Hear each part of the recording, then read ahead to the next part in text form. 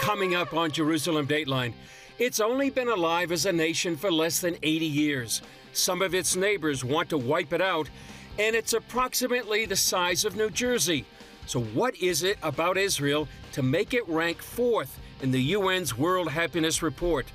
Why is life in Israel so cohesive and satisfying to its citizens? And how has the Jewish culture stayed strong for centuries? All this and more coming up on this edition of Jerusalem Dateline.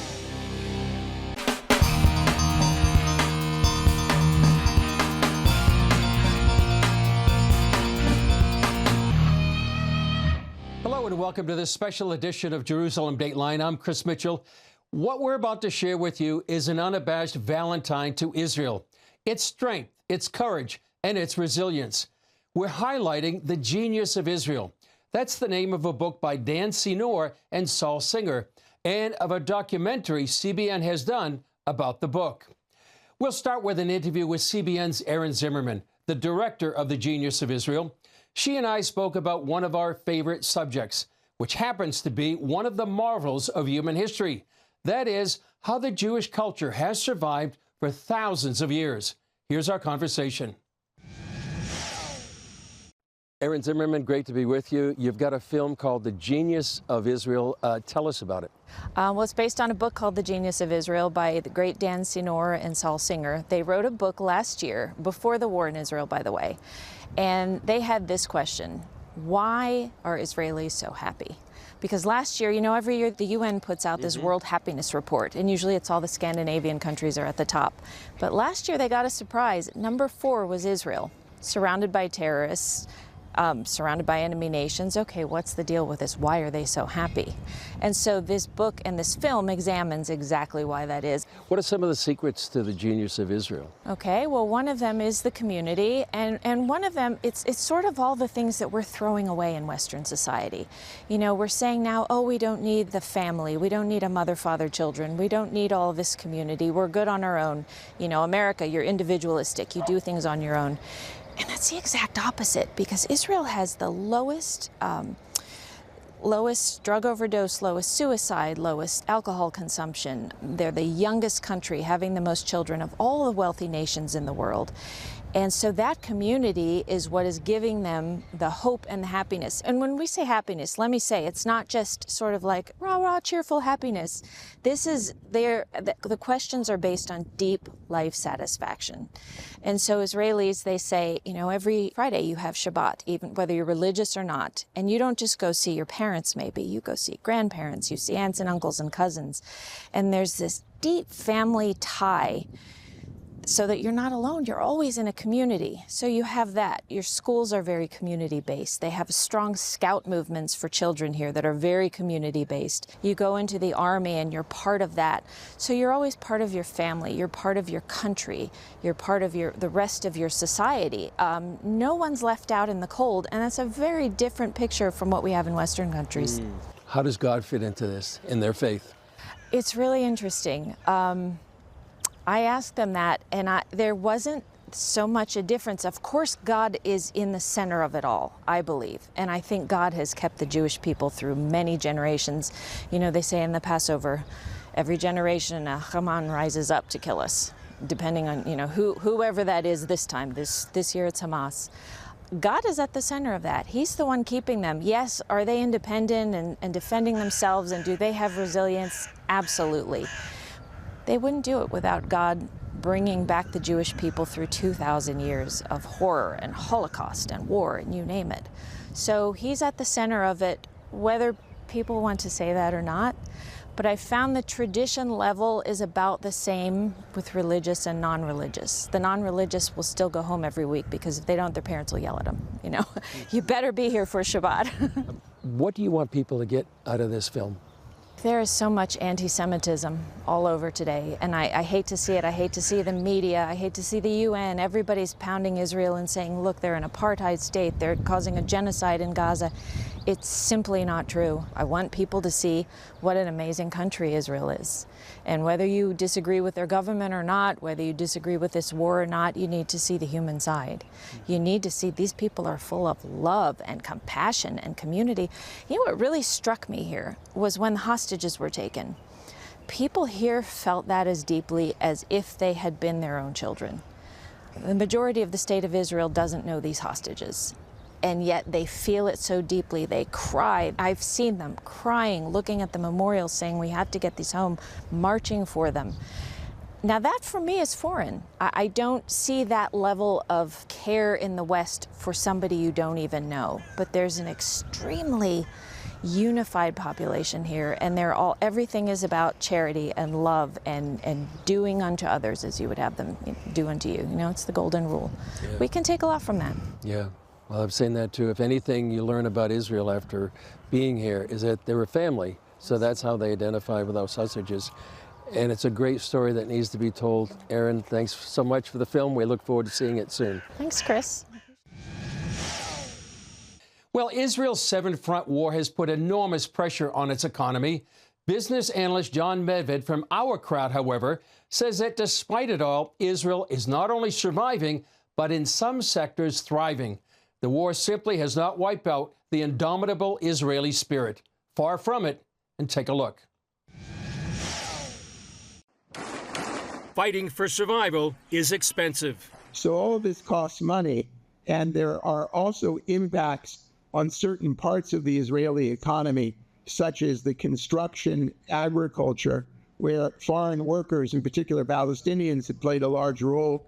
They're now hard to get, and there is a shortage of labor. And in particular, tourism is challenging because of the travel schedules of flights. That sector serves as one of Israel's most important economic engines. After the COVID shutdown, it boomed for nearly 2 years before the war brought tourism to a standstill.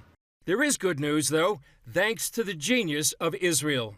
And the good news is that the major industry here in Israel, as you know, because we spend a lot of time talking about it, is high technology. Known as the startup nation, high tech is responsible for more than half of Israeli exports, representing almost 20% of the country's gross domestic product. The tech area is still very, very strong. We have amazing companies who lead the world in cybersecurity and artificial intelligence and food technology, in defense technology, in the cloud, in alternative mobility and energy. And what's remarkable is that this year, already in 2024, in the midst of war, the investment dollars that are coming into the Israel tech scene have gone dramatically up, about 40% from last year, the second half. And that's, by the way, leading the world in terms of an uptick. The U.S. is doing well. Israel's doing better. He describes why this biblical mission drives Israel.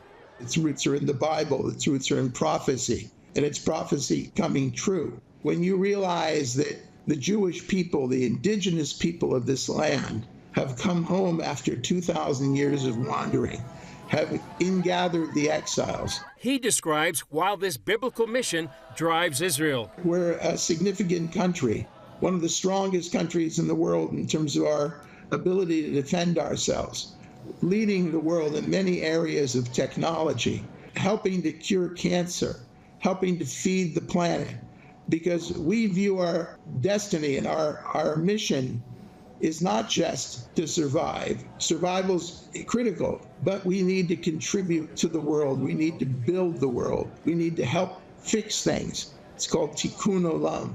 It's the same kind of resilience that helped Jews survive the Holocaust. The dry bones from the prophecy of Ezekiel came up, and we succeeded. But we didn't just succeed to survive. We've succeeded in building a beautiful country, a country which is not just fun and great food and beautiful beaches and incredible infrastructure, but a country on the cutting edge of building the future, a country that believes in the future. That belief in the future helps Medved look beyond immediate threats to take the long view of Israel's destiny. We are a people who has suffered a great deal over thousands of years, and yet we're still here. A lot of our enemies from thousands of years ago, they're gone. There's no memory of them. And if you want a little prediction, organizations like Hamas, the whole purpose is to destroy the Jewish people. Well, I've got some advice for them. A lot of people have tried, better people than you, and they've all failed. You are going to fail, and there's going to be no memory of this kind of an organization in 1,000 years from now. Coming up, easing traffic and saving lives. Israeli innovation making a difference.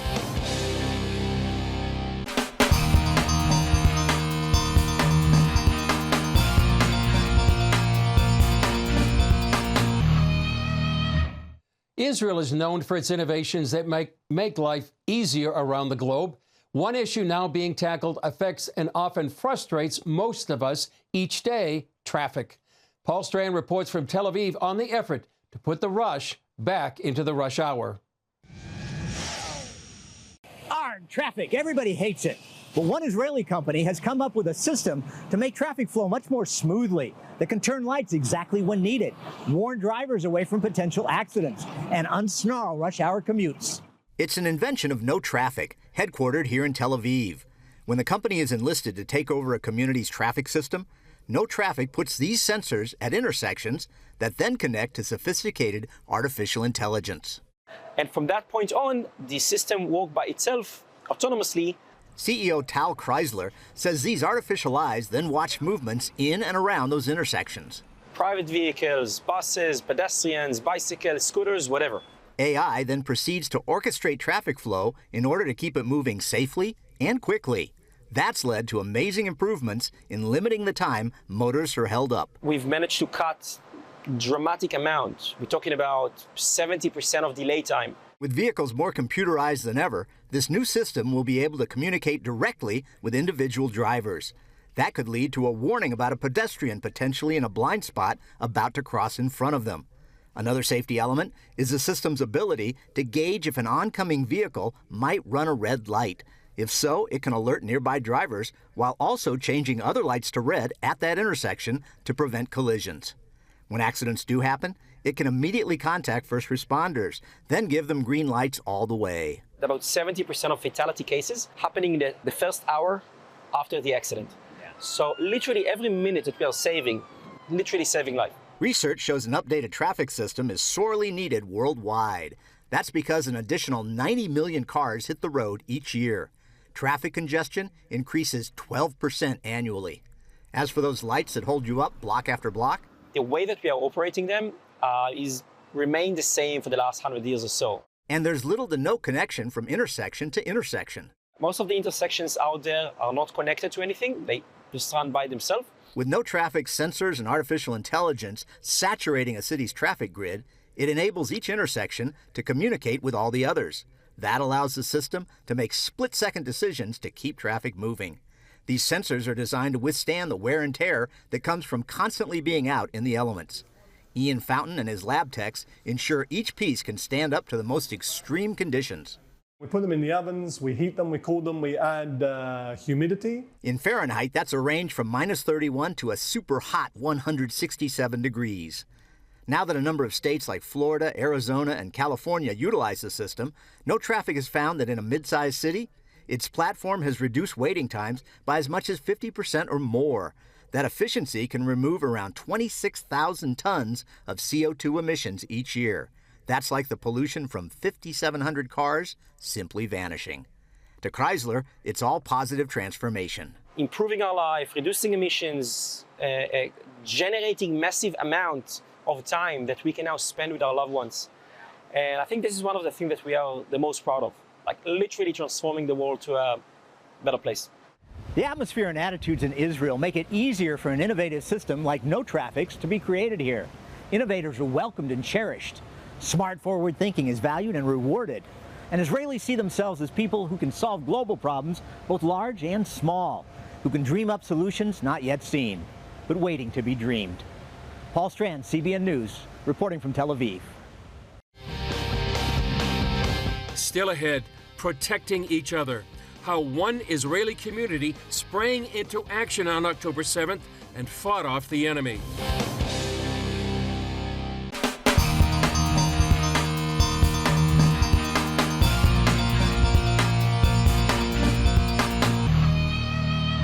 The October 7th Hamas attacks devastated many Israeli communities on the Gaza border, but one community has a different story, a story of heroic resistance and survival.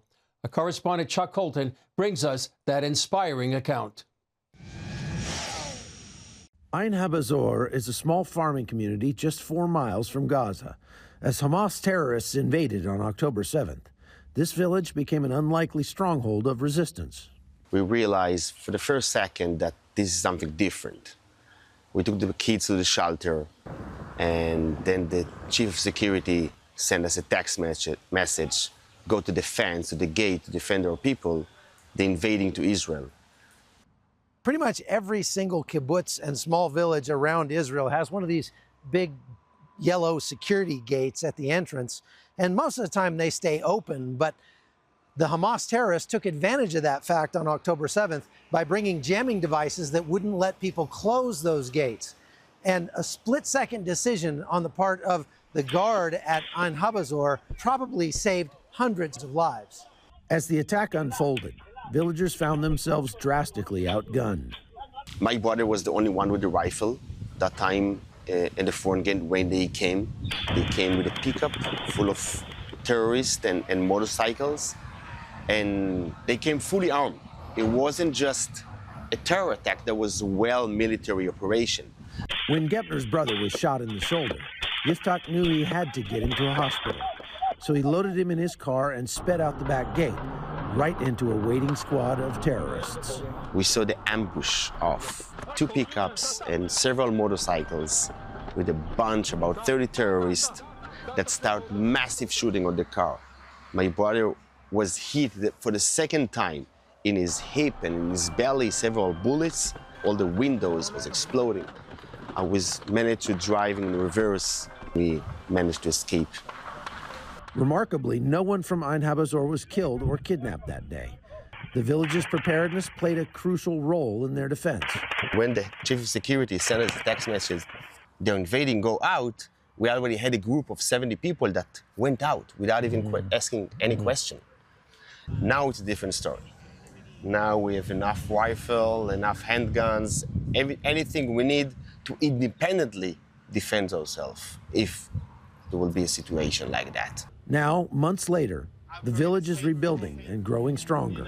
Now, we are September 1st, this is the beginning of the school year, there are about 85% of the people that came back. This resilience isn't just about security. It's about building a thriving community in the face of adversity. We are opening a new sports center here in the Moshav. We're just going to be stronger because there is no other option that we're going to leave this piece of land, this beautiful piece of land, without having our people here. For Dr. Gepner and his neighbors, the events of October 7th have only strengthened their resolve. Israel was established after the Holocaust with zero chance to establish the country. We survived the 67 war, the 73 war. Look at where we are now, when we have a strong, maybe the strongest army relative to the size of the population. We're going to win this war. This is not even a question. Keep that in mind. Israel will just be stronger following October 7th.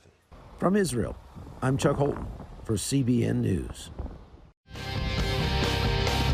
Up next, the psychological ravages of war.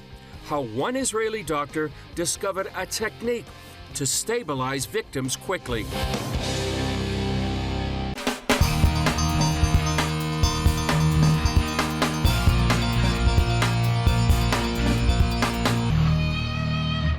Tikkun Olam, the Jewish idea of making the world a better place, is one of the themes in the Genius of Israel. The Israeli psychiatrist in our next piece embodies that concept with his innovative treatment for post-traumatic stress. Middle East correspondent Julie Stahl has the story. After the October 7th massacre and a year of war, almost every Israeli household feels the stress of having family members and friends fighting in a conflict with no end in sight. Anytime anybody turns on the television, people are traumatized because the length of the war. There are soldiers that unfortunately are dying all the time. Dr. Gary Quinn leads the Eye Movement Desensitization and Reprocessing Institute in Jerusalem. EMDR is one of the main ways therapists treat trauma and post-traumatic stress disorder. Quinn says October 7th and its ongoing impact led to a unique situation affecting the entire nation. These traumas of life and death, of horrific scenes, it's the kind of atrocities that one would hear about that one person went through. And here we had thousands of people that were going through. For years, Dr. Quinn has helped terror victims and those traumatized by war. Treatment typically begins days following the event, so he pursued an idea for something that could be done immediately. The ISP idea I came up with at a point when nobody was saying you do anything with people in the immediate aftermath of trauma. Quinn explains that this immediate stabilization procedure, or IPS, begins by tapping one's own arms or shoulders or the table while focusing on the fact that they are now safe. That is important because it means that it does not need to be done by a psychologist or a mental health professional, but can also be done by first responders or other people. He tells CBN News the key is quickly bringing people out of a very high level of distress. It has helped people who have been in the war and the soldiers that are coming off the lines and they're in frozen terror.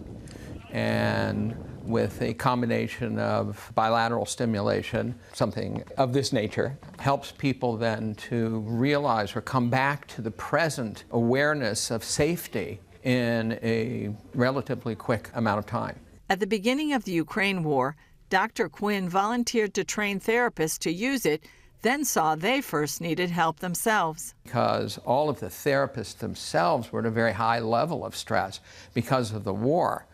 We rate the stress level from 0 to 10, and they could be either 6, 7, 8, 9, 10, and had to do the ISP first to calm them down. This led to what he calls an incredible collaboration organized by Regent University and CBN Israel to modify the method.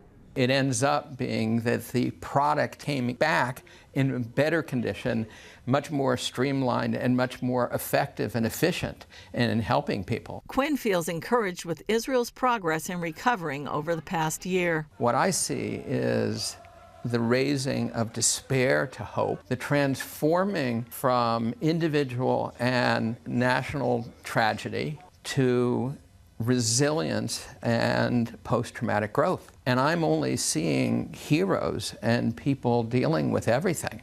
He says Israel's enemies thought launching missiles would break morale here, although Quinn believes it's made the country more resilient. The people all care about people. There is not anyone that is not volunteering at doing something. And I think that this level of caring of the community is one of the key elements that is so much allowing for the kind of resilience for people to recover. And that experience has led the doctor to give credit to God. And if I had not been religious beforehand, boy, I am now religious. This is clearly God's hand taking the most awful of horrible experiences and having people transform it. Julie Stahl, CBN News, Kfar Maccabea, and Jerusalem, Israel. Such a great story. For a copy of this wonderful documentary, The Genius of Israel, go to geniusofisraelfilm.com. It's yours for a donation of any dollar amount. I think you and your family will really enjoy it. Well, that's all for this special edition of Jerusalem Dateline. Thanks for joining us. Remember, you can follow us on social media, and you can also access CBN content through our CBN News and other CBN apps. And don't forget to sign up for our email blasts. And please continue to pray for this amazing nation of Israel, that she will flourish and prosper in the days to come. I'm Chris Mitchell. For all of us here at the Jerusalem Bureau, we'll see you next time on Jerusalem Dateline.